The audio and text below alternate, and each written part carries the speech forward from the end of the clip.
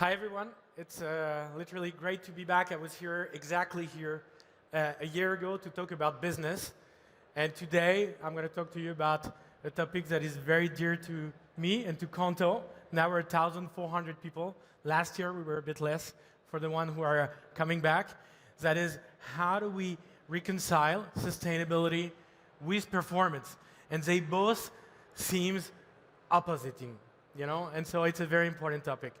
And some of you might be wondering, why a fintech, which is not a petrol company, a shipping company, a transportation company, a packaging company, not the companies that, optically we could see as polluters, how a company like Qonto, a tech company, is one that feels it's also part of reducing the carbon footprint.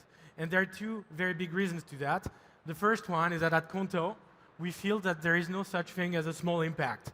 Even if it's a small impact, it can change everything. And it's linked to the second point. We do it because if we do it ourselves and we inspire others to do it, we can have a network effect.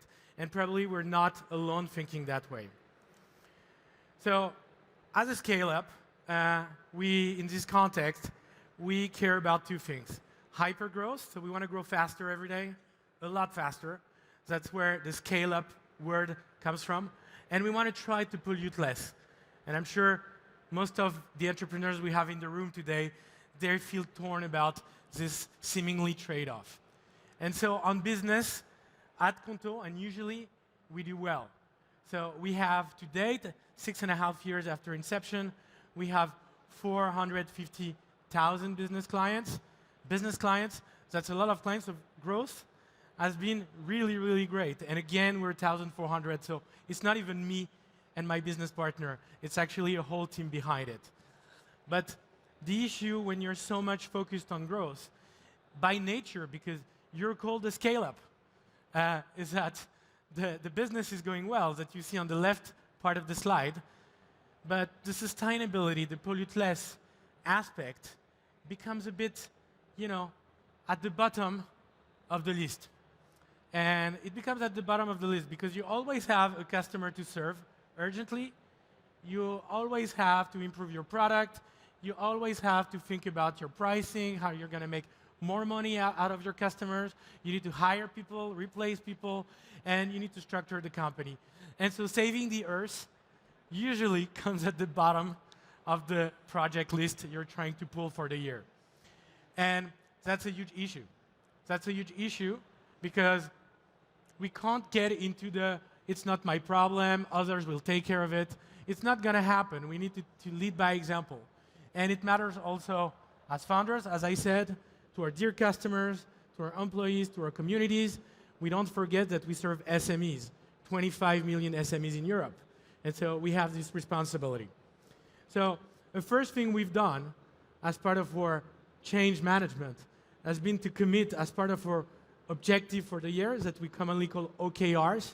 We have 6 of them internally, and one of them is dedicated to committing to reducing our carbon footprint per euro of revenue by over 5%.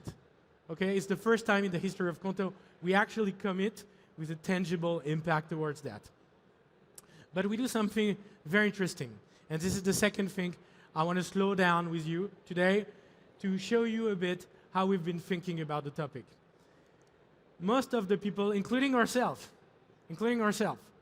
think about sustainability as projects, standalone, decorrelated from business, that are going to help us reduce our carbon footprint, when actually a complementary and maybe a smarter way to look at things is to start focusing on business projects, but revisiting how, not what, how we do those so they're done in a more sustainable way.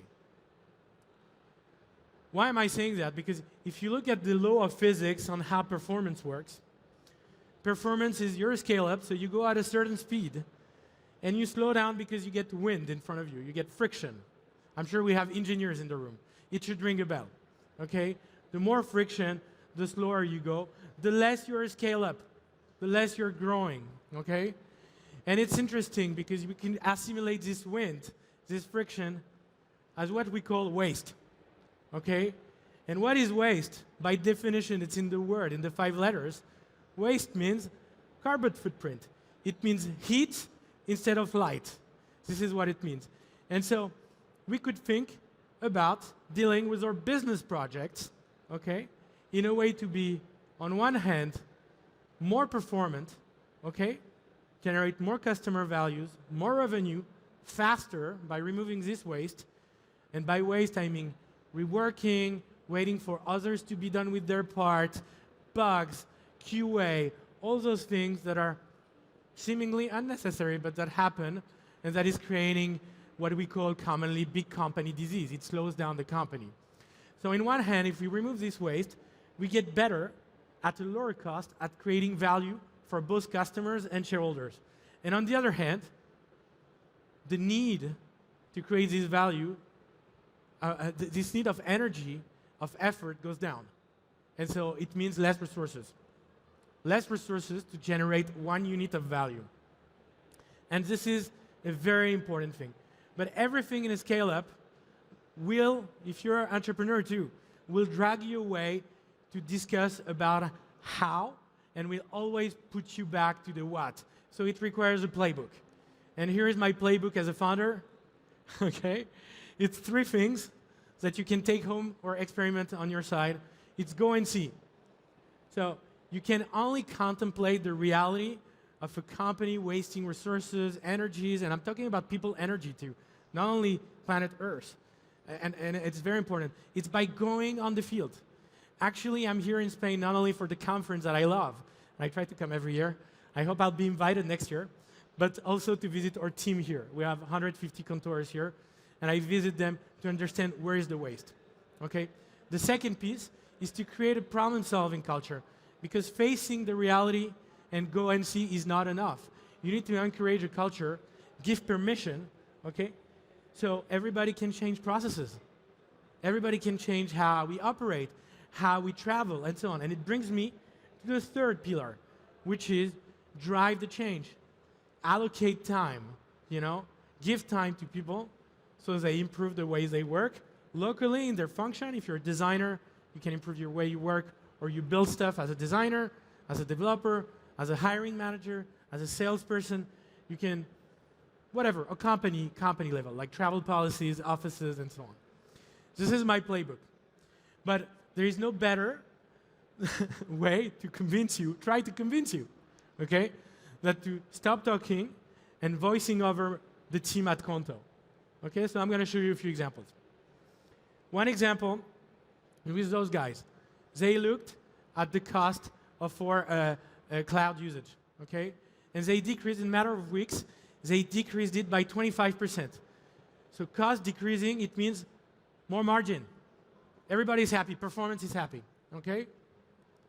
But it means also less carbon footprint. So at the same time, they decreased by 8 tons of carbon emission by reducing the cost. 8 tons. It's huge, okay? And by doing that, it's a positive circle. No incidents, because you have less to take care of, less to maintain. Cost of maintenance is lower. It becomes less obsolete because you reduce the number of cloud clusters you may have. And so it becomes, everything becomes leaner and easier.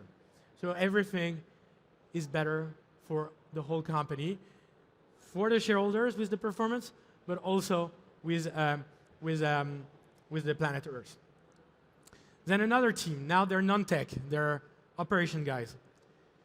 So in France, checks is a big thing. Checks, checkbooks, you know, I'm sure you heard about this. In France, it's huge. It's still huge, okay? And so we used to cash in checks with Qonto, okay, in 13 days. And we said, okay, how can we do it in 1 week? So the work actually looked at it. The team looked at it, and they mapped the process, okay? From the moment we get the check, which says, hey, I want to cash in a check, to the moment the customer gets the money. And they mapped the big buckets. And they decided to focus on 2 pieces, removing the 2-3 days of over-processing the check that is received, okay?